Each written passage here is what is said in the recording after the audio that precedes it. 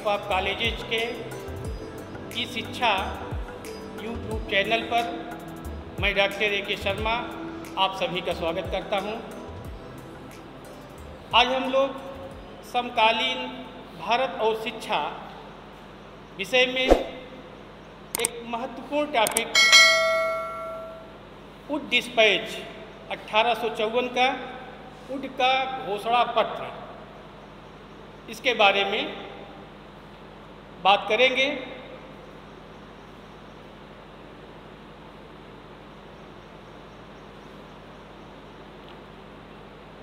Would के घोषणा पत्र की सिफारिशें एवं सुझाव क्या क्या थी, इन्होंने किस संदर्भ में सुझाव दिया और इसका मूल्यांकन भी हम लोग करेंगे कि इस डिस्पैच में क्या गुण थे, क्या दोष थे, इसके बारे में चर्चा करेंगे।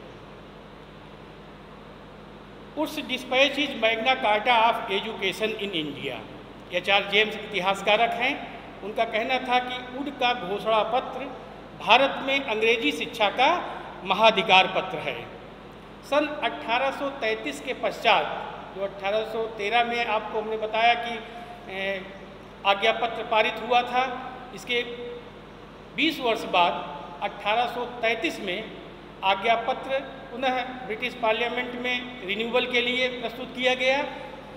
तो 1833 के बाद फिर 20 वर्ष बाद 1853 ईस्वी में ईस्ट इंडिया कंपनी के आज्ञा पत्र या चार्टर के नवीनीकरण कह सकते हैं, पुनरावर्तन कहा जा सकता है, पुनर्शोधन कहा जा सकता है, या रिन्यूअल का अवसर आया और इसे ब्रिटिश पार्लियामेंट में प्रस्तुत किया गया।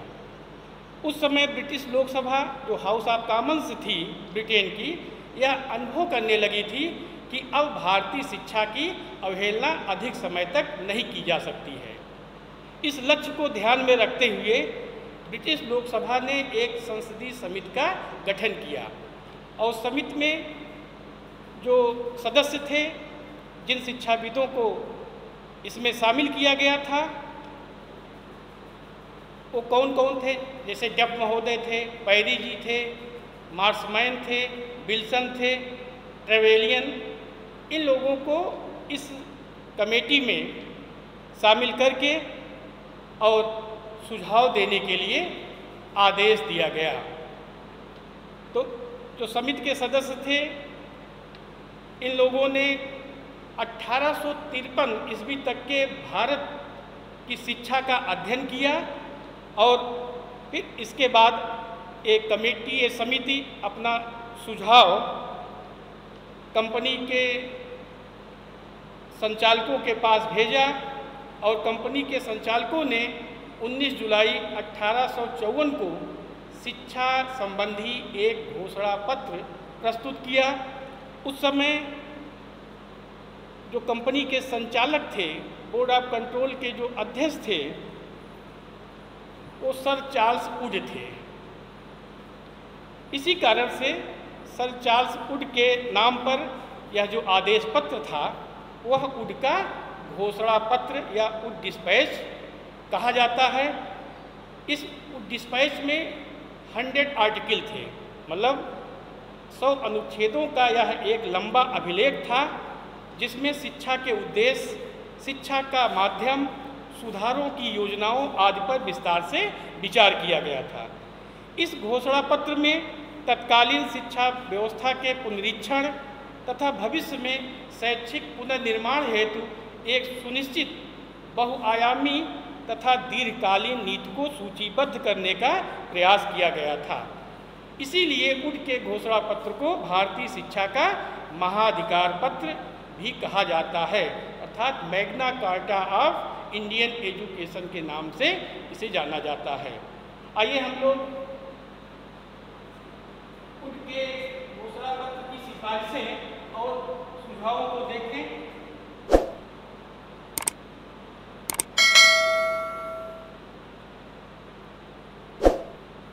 जो वुड डिस्पैच था, उसके कुछ मुख्य सिफारिश और सुझाव, जैसे शिक्षा का उत्तरदायित्व, घोषणा पत्र में इस बात को स्वीकार किया गया कि भारत में शिक्षा प्रसार करने का उत्तरदायित्व किस पर है?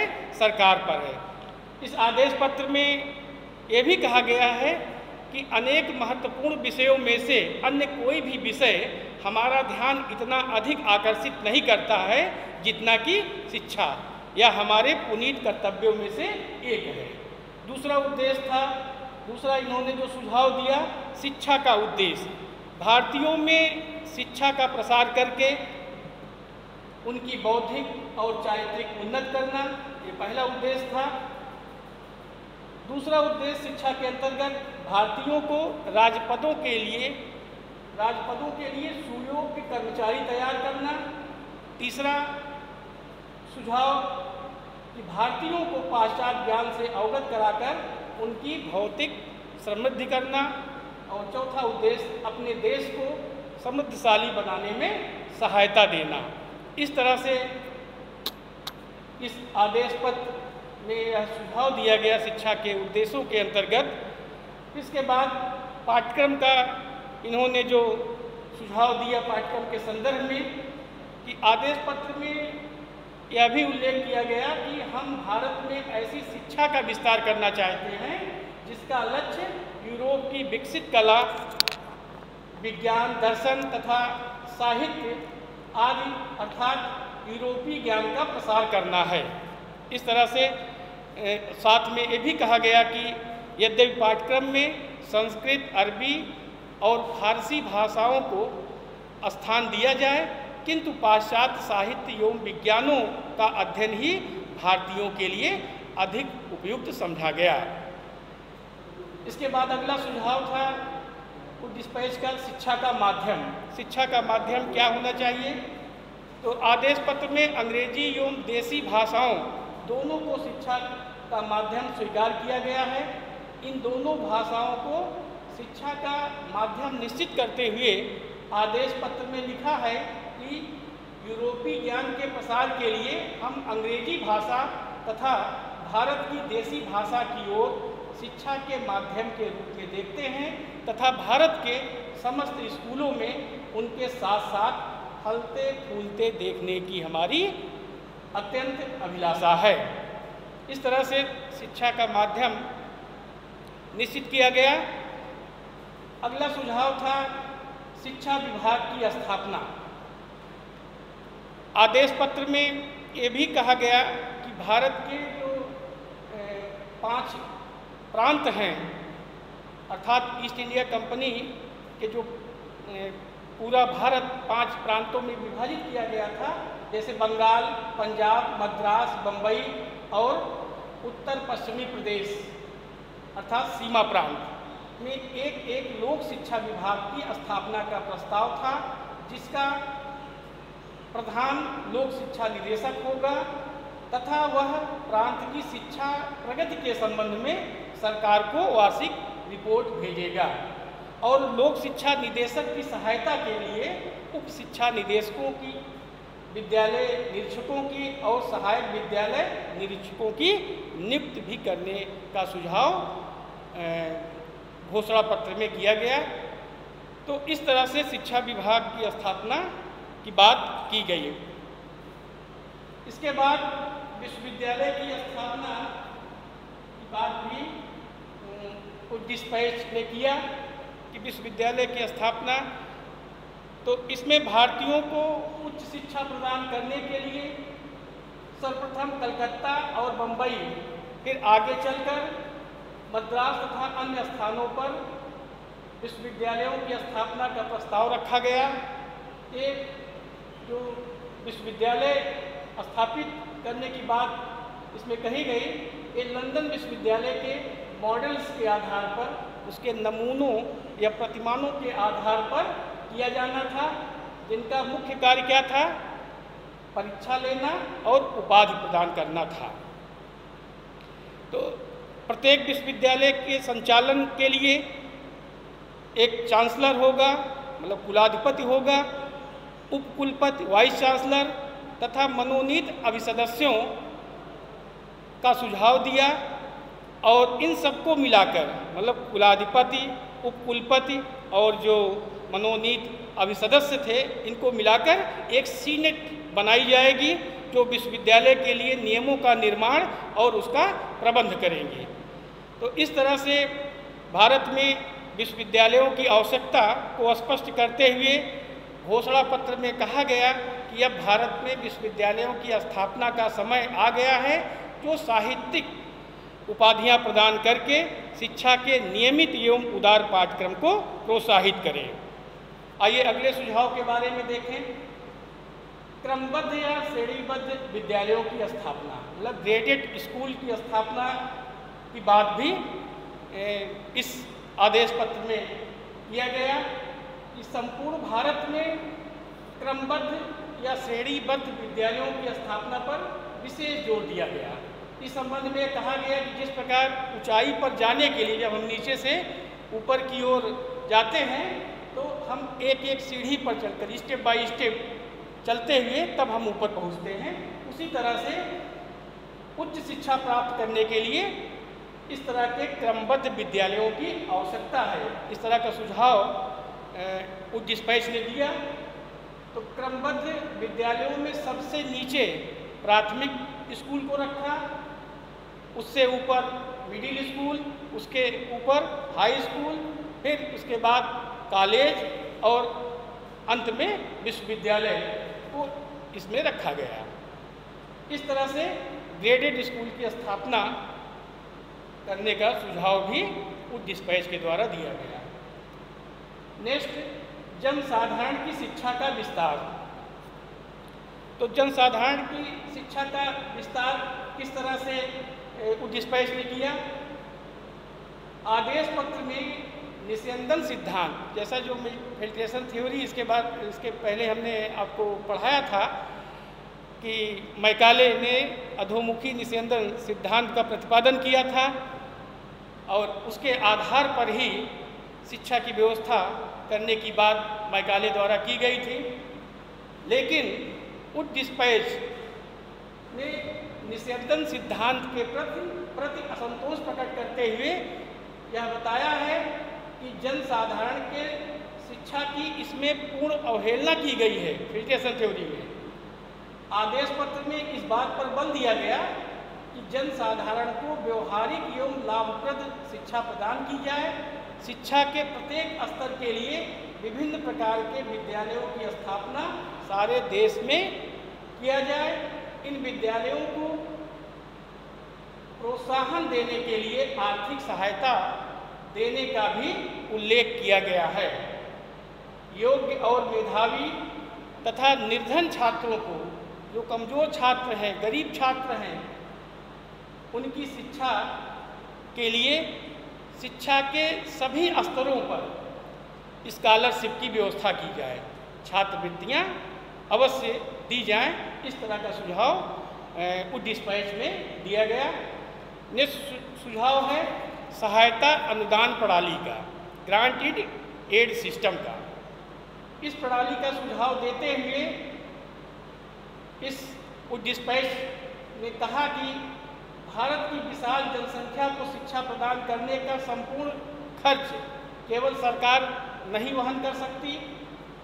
इसमें कहा गया है कि प्रांतीय सरकारें भी इंग्लैंड की सहायता अनुदान प्रणाली को अपनाएं तथा शिक्षकों के वेतन, छात्रवृत्तियाँ, पुस्तकालयों के निर्माण में,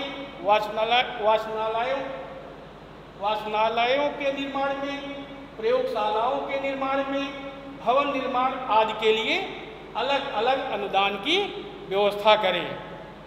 इस तरह से उच्च डिस्पैच ने बहुत ही अपना मूल्यवान सुझाव दिया जो सहायता अनुदान प्रणाली के रूप में हमें दिखाई पड़ता है।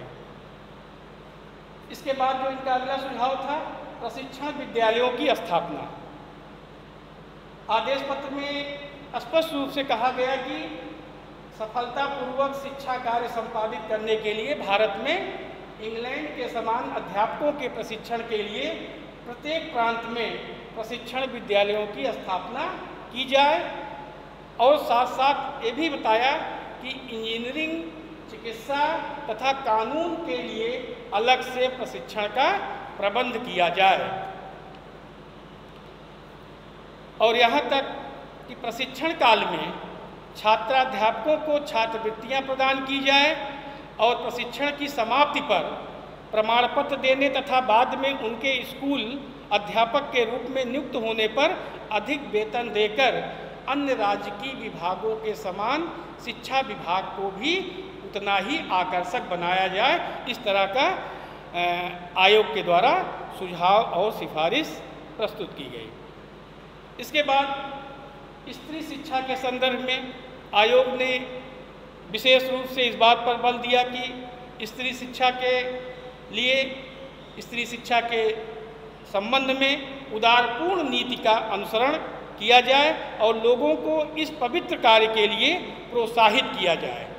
यह भी कहा कि स्त्री शिक्षा प्रदान करने वाले जो विद्यालय हैं, ऐसे विद्यालयों को अर्थात कन्या पाठशालाओं को सहायता अनुदान भी दिया जाए। सरकार भारत में स्त्री शिक्षा को अपना स्पष्ट हार्दिक समर्थन देती है। इस तरह से आयोग का एक बहुमूल्य सुझाव ये भी माना जाएगा, खासतौर पर स्त्री शिक्षा के संदर्भ में। इसके बाद उड के घोषणा पत्र ने व्यावसायिक शिक्षा के संदर्भ में भी अपना सुझाव दिया है। व्यावसायिक शिक्षा प्रदान करने के पीछे इसका दो मुख्य कारण था। जो दो मुख्य कारण थे कि व्यावसायिक शिक्षा प्राप्त करके भारतीय युवक बेकार नहीं रहेंगे, अर्थात बेरोजगार नहीं रहेंगे और किसी प्रकार के आंदोलनों में भाग नहीं लेंगे। दूसरा कारण क्या था? व्यवसायिक शिक्षा प्राप्त करने से उन्हें सरलतापूर्वक नौकरी मिल जाएगी, जिससे कि वे सरकार का एहसान मानेंगे और स्वामी भक्त भी बने रहेंगे। इस तरह से आदेश पत्र में व्यवसायिक शिक्षा की आवश्यकता पर बल दिया गया और कहा गया कि भिन्न भिन्न प्रांतों में ऐसे स्कूल और कॉलेजों की स्थापना की जाए जो भारतीय युवकों को विभिन्न व्यवसायों की शिक्षा प्रदान कर सके। यहाँ तक कि आयोग ने मुसलमानों की शिक्षा के लिए भी सुझाव दिया। इस आदेश पत्र में मुस्लिम शिक्षा की पिछड़ी हुई दशा के प्रति सहानुभूति प्रकट करते हुए इस बात की सिफारिश की कि कंपनी के कर्मचारियों को मुस्लिम शिक्षा के विस्तार के लिए विशेष रूप से प्रयत्न करने चाहिए। और इसका जो एक और महत्वपूर्ण सुझाव था वह था कि सरकारी संस्थाओं में स्वैच्छिक धार्मिक शिक्षा का आदेश पत्र में स्पष्ट रूप से उल्लेख किया गया कि भारत के समस्त जन समुदाय के लिए स्थापित किए गए शिक्षा संस्थाओं में दी जाने वाली शिक्षा अपरिहार्य रूप से धर्मनिरपेक्ष होनी चाहिए। अर्थात जितने भी सहायता प्राप्त सरकारी विद्यालय हैं उनमें धार्मिक शिक्षा न दी जाए। पुस्तकालय में बाइबल की पुस्तक रखी जा सकती है और छात्र बाइबल का अध्ययन स्वतंत्रता पूर्वक कर सकते हैं। इस तरह का सुझाव धार्मिक शिक्षा के संदर्भ में आयोग के द्वारा दिया गया। अब आइए हम लोग इस आदेश पत्र का मूल्यांकन करते हैं कि जैसा कि उड के आदेश पत्र को भारतीय शिक्षा के क्षेत्र में एक क्रांतिकारी परिवर्तन लाने का श्रेय दिया जाता है। भारतीय शिक्षा के इतिहास में दीर्घकाल से शिक्षा का अनिश्चित रूप चला आ रहा था। उसे एक नवीन तथा वैज्ञानिक रूप देने का जो सबसे पहला श्रेय जाता है किसी को, तो उड के आदेश पत्र को ही प्राप्त होता है। अर्थात सन 1854 भारतीय शिक्षा के इतिहास का एक क्रिटिकल पॉइंट था, एक क्रांतिक बिंदु था। फिर भी शिक्षा शास्त्रियों ने इस आदेश पत्र की कमियों की ओर हमारा ध्यान आकर्षित किया है। तो इस प्रकार से आदेश पत्र का समुचित मूल्यांकन करने के लिए हम उसके गुणों और दोषों का सूक्ष्म रूप से विवेचन करेंगे। आइए पहले हम लोग इसके मेरिट्स को देखते हैं, कौन कौन से इसमें गुण थे। जैसे पहले जो सबसे पहली अच्छाई थी उड के आदेश पत्र में, वह थी शिक्षा की निश्चित नीति। इस आदेश पत्र में जो पहले से दीर्घकाल से चली आ रही थी भारतीय शिक्षा की जो अनिश्चित नीति और व्यवस्था, उसको इस आदेश पत्र के द्वारा इसको निश्चित नीति एवं व्यवस्थित स्वरूप देने का कार्य किया गया। दूसरी विशेषता थी इस आदेश पत्र की कि अनेक शैक्षिक योजनाओं का आरंभ भी उच्च डिस्पैच के बाद शुरू हुआ। जैसे शिक्षा विभाग की स्थापना करने का सुझाव दिया गया, विश्वविद्यालयों की स्थापना का सुझाव इसी डिस्पैच में पहली बार दिया गया, क्रमबद्ध विद्यालयों की स्थापना, जनसाधारण की शिक्षा की व्यवस्था की बात कही गई, शिक्षण प्रशिक्षण विद्यालयों की स्थापना, सहायता अनुदान प्रणाली की शुरुआत और स्त्री शिक्षा, साथ में व्यावसायिक शिक्षा आदि जैसे शैक्षिक योजनाओं का आरंभ उच्च डिस्पैच की एक अच्छी विशेषता के रूप में देखने को मिलती है। सरकार पर शिक्षा का उत्तरदायित्व दिया गया। पहली बार आदेश पत्र में ये स्वीकार किया गया कि भारत के लोगों की शिक्षा का उत्तरदायित्व सरकार पर है। ये भी एक इसका एक अहम और महत्वपूर्ण गुण था। भारतीय भाषाओं को प्रोत्साहन देने की बात भी इसमें की गई। भारतीय भाषाओं के महत्व को स्वीकार करते हुए माध्यमिक विद्यालयों में इन भाषाओं को शिक्षा का माध्यम बनाए जाने के लिए संस्तुति दी गई। निस्यंदन सिद्धांत की अस्वीकृति पहली बार उच्च डिस्पैच में दी गई, उच्च डिस्पैच ने दिया। इस आदेश पत्र में निस्यंदन सिद्धांत को अस्वीकृत कर दिया और जन शिक्षा को प्रोत्साहन करने वाले सिद्धांत को मान्यता दी गई। छात्रवृत्तियों की व्यवस्था की गई। सरकारी नौकरियों में शिक्षित व्यक्तियों को प्राथमिकता दी गई और धर्मनिरपेक्ष शिक्षा का प्रारंभ भी किया गया। अब आइए इसके डिमेरिट को देखते हैं कि आदेश पत्र में कौन कौन सी कमियां देखने को मिलती है, कौन कौन से दोष थे। जैसे स्वतंत्र शिक्षण की समाप्ति हो। आदेश पत्र में शिक्षा को पूर्ण रूपेण राज्य के अधीन करने की सिफारिश और उस पर नौकरशाही का आधिपत्य स्थापित कर दिया गया। परिणाम स्वरूप प्राचीन काल से प्रचलित स्वतंत्र शिक्षण कार्य का अंत हो गया। भारतीय साहित्य की उपेक्षा की गई। विदेशी स्वरूप के विश्वविद्यालयों की स्थापना की गई। ये बहुत बड़ी कमी थी। लंदन विश्वविद्यालय के आदर्श के आधार पर उसके मॉडल्स को आधार मानकर भारतीय विश्वविद्यालय की स्थापना का जो सुझाव दिया गया वह भी एक विदेशी स्वरूप होने का सुझाव जो इनके द्वारा दिया गया वो बहुत अच्छा नहीं था।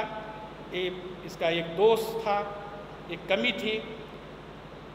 शिक्षा को यांत्रिक बना दिया गया था, ये भी एक कमी थी। धार्मिक शिक्षा की उपेक्षा की गई और अंग्रेजी भाषा की प्रमुखता थी इस शिक्षा में। मैकाले की पक्षपातपूर्ण नीति को स्थिर रखा गया। परीक्षाओं को सर्वोपरि स्थान दिया गया। धर्मनिरपेक्षता का ढोंग रचा गया। आदेश पत्र में धर्मनिरपेक्षता का ढोंग इस तरह से रचा गया क्योंकि बाइबिल की शिक्षा बेरोक टोक दी जा सकती थी। अब हम लोग अंत में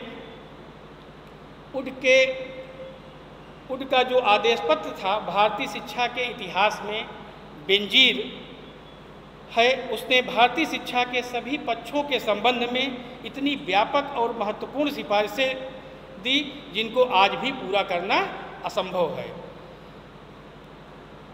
इस आदेश पत्र ने भारतीय शिक्षा के अनेक रूपता को समाप्त करके एक रूपता प्रदान करने का प्रयास किया। इसके अतिरिक्त आदेश पत्र ने भारतीय शिक्षा को सरकार के अधीन करके उसे जंजीरों से जकड़ दिया और उस पर विदेशी ढांचे को थोपकर प्राचीन शिक्षा पद्धतियों का नामो निशान मिटा दिया तथा धर्म को शिक्षा से हमेशा के लिए विदा करके शिक्षा के प्राचीन आदर्श की बुनियाद को हिलाकर रख दिया। इस प्रकार हम कह सकते हैं कि यदि एक तरफ उड के आदेश पत्र में, उड के आज्ञा पत्र में कुछ अच्छी विशेषताएं थी तो दूसरी ओर उसके भयानक परिणाम भी निकले। उसने भारतीय शिक्षा को एक ऐसे मार्ग पर डाल दिया जहां से अब किसी मोड़ भी उसे मोड़ पाना असंभव था। फिर भी आदेश पत्र का, उड के घोषणा पत्र का भारतीय शिक्षा के इतिहास में महत्वपूर्ण स्थान है, क्योंकि उसने शिक्षा को एक निश्चित व्यवस्था तथा एक अस्थायी रास्ता दिया। अर्थात उड डिस्पैच ने भारतीय शिक्षा को एक नवीन दिशा प्रदान की तथा एकता के सूत्र में बांधकर क्रमबद्ध ज्ञान रूपी सीढ़ी द्वारा उच्च शिक्षा प्राप्ति के लिए संजीवनी का कार्य किया। और उड डिस्पैच इस तरह से उसकी सिफारिशें, सुझाव और मूल्यांकन को आज हम लोगों ने देखा, समझा। और अंत में हम आपसे अपने इस शिक्षा चैनल को लाइक, सब्सक्राइब और शेयर करने के लिए हम आपसे रिक्वेस्ट करेंगे। यदि आपने अभी तक नहीं किया है तो इसको लाइक, सब्सक्राइब अवश्य करें। इससे आगे के वीडियोज, आगे के की शिक्षण सामग्री आपको उपलब्ध हो सके, हम लोग उपलब्ध करा सकें। बहुत बहुत धन्यवाद।